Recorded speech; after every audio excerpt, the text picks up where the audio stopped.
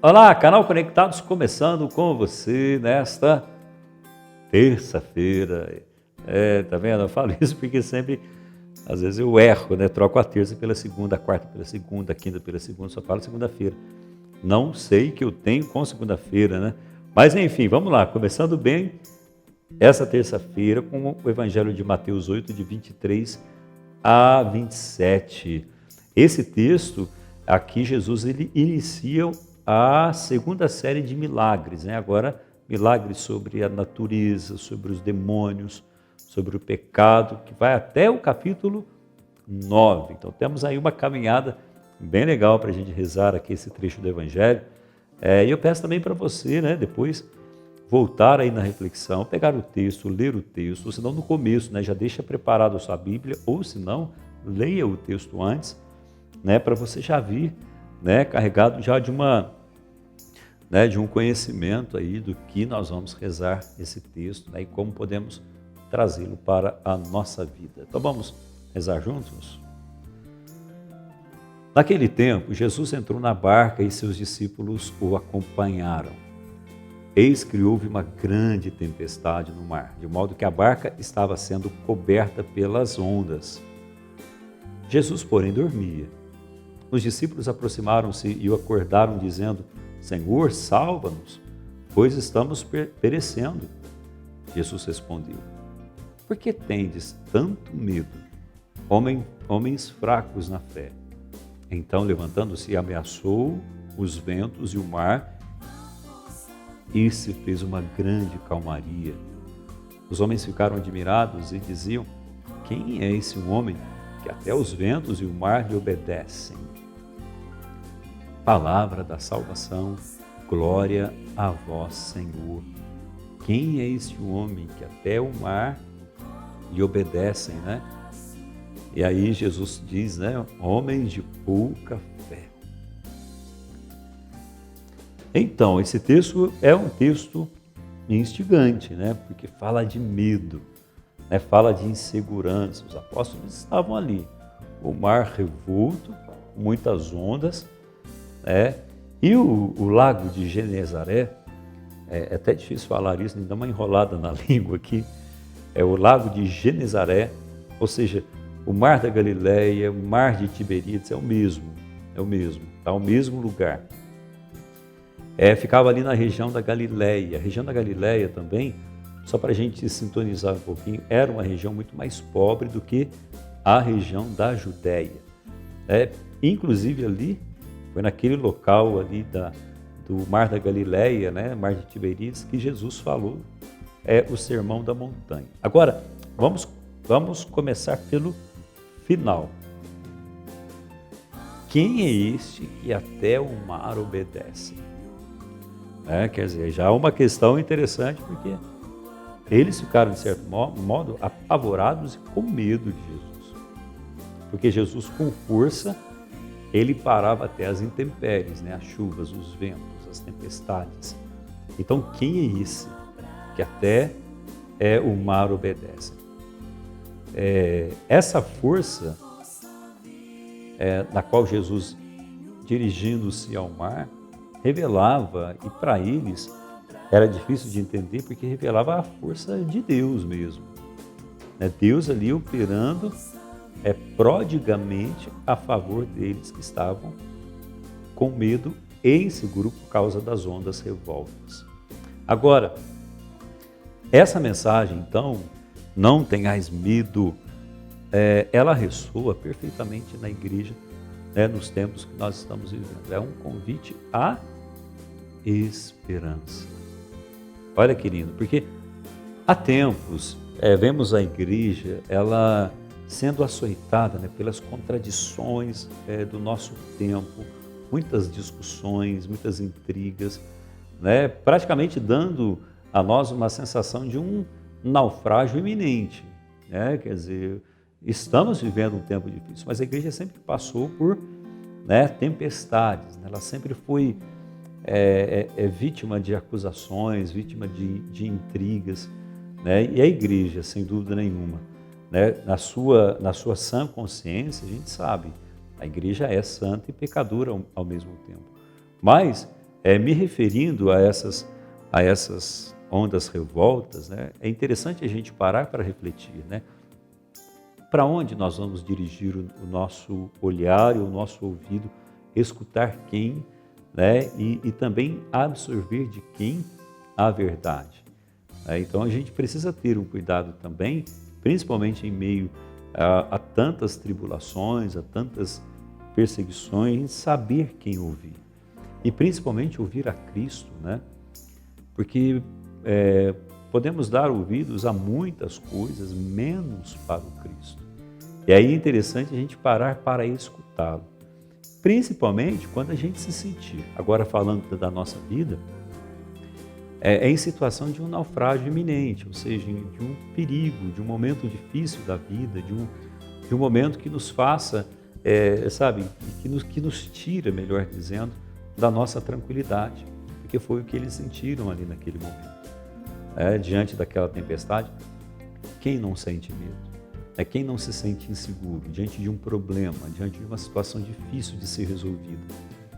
E aí que entra esta confiança que é nata do ser humano, do cristão, perdão, melhor dizendo, do cristão, daquele que confia no Senhor. E aí, Jesus ele nos fala, diante desses medos, e insiste, dizendo para nós, olha, tendes fé, acreditem, eu estou aqui. Jesus estava lá na barca com eles. Vamos pensar, essa barca é a igreja. Se estivermos sozinhos na barca, com certeza, o que vai acontecer? O barco vai virar. Por exemplo, na vida também, se a gente for pensar na vida, caminhar sem Cristo, é muito difícil, a gente vai sofrer as consequências dos nossos próprios atos e muitas vezes atos impensados, o barco vai virar e vamos naufragar, Então, quando Jesus ele continua ali na barca,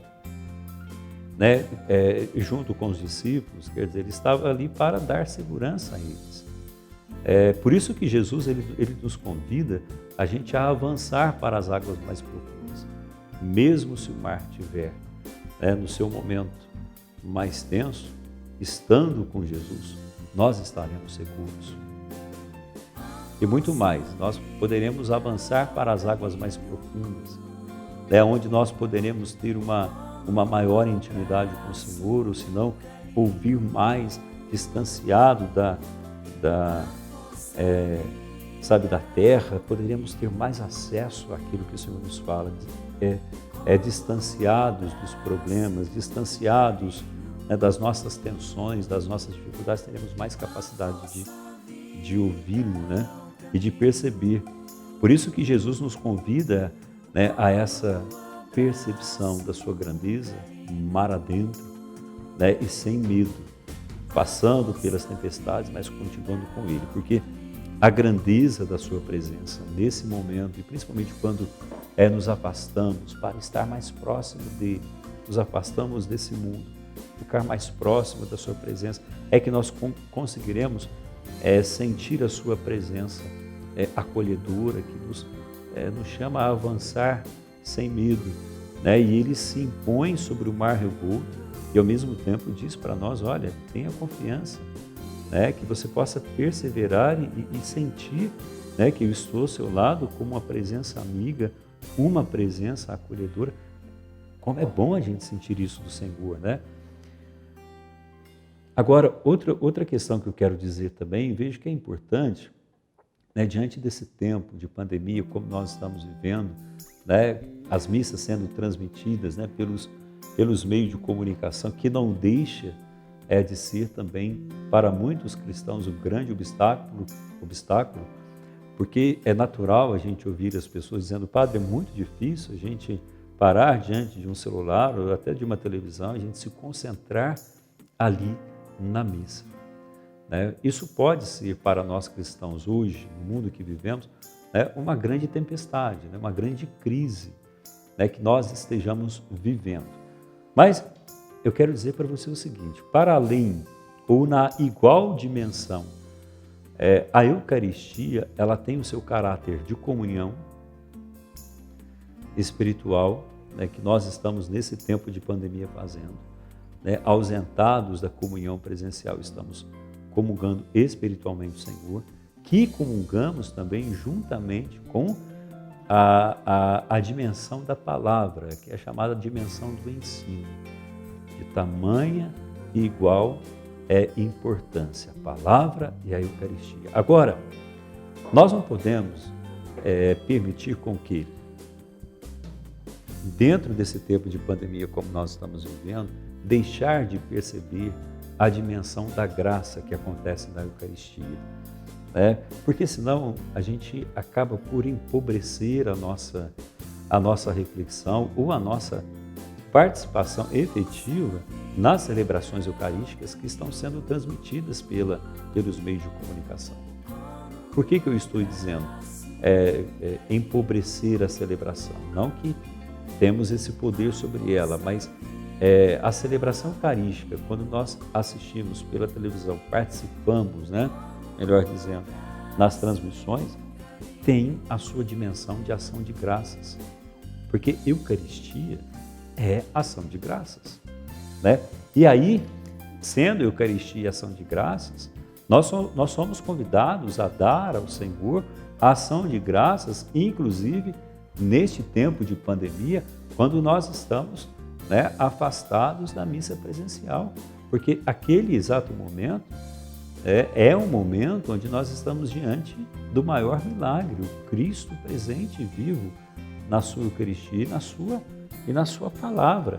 Então, que a nossa vida seja vivida intensamente a partir dessa Eucaristia, na qual o Senhor se dá e na qual o Senhor também fala conosco através desses momentos tão singulares. Porque o que nos salvará de fato neste mundo é nossa fé vivida na esperança. Guarde isso no seu coração. A fé vivida na esperança. Se você estiver, por exemplo, agora me acompanhando nessa reflexão, faça você também a sua reflexão. Pense, padre, é difícil. Tem muitas pessoas que não têm a facilidade para a absorção, às vezes, de uma celebração eucarística transmitida.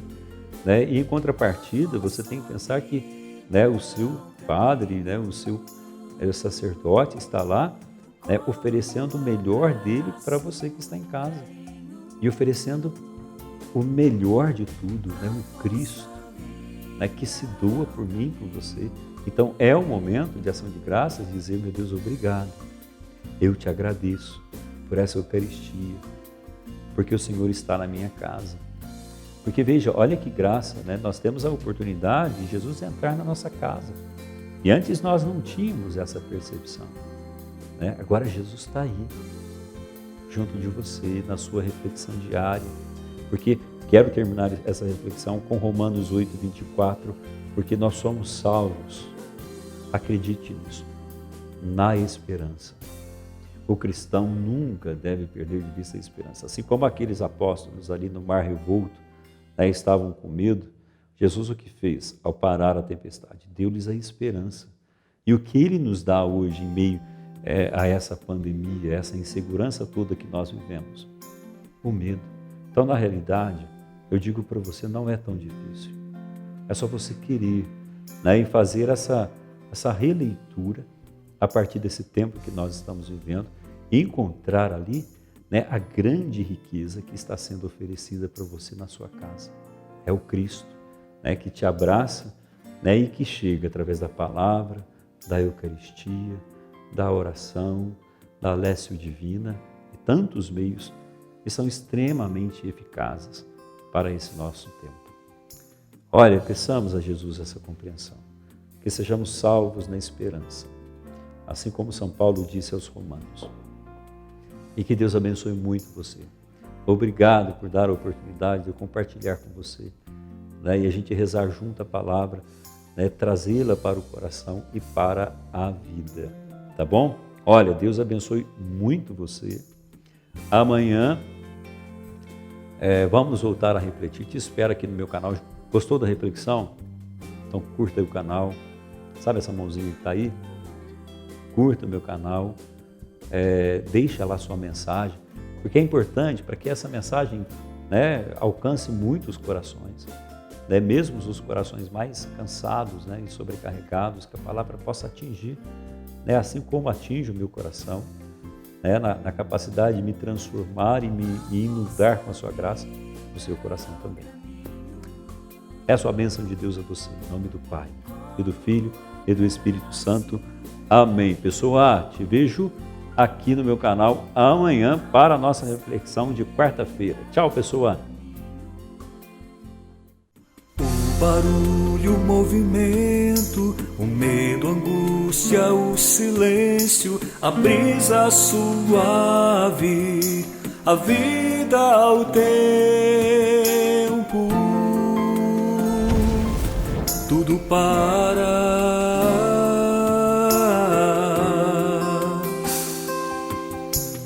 O sossego, a calma, a abertura, a entrega, alguém me espera.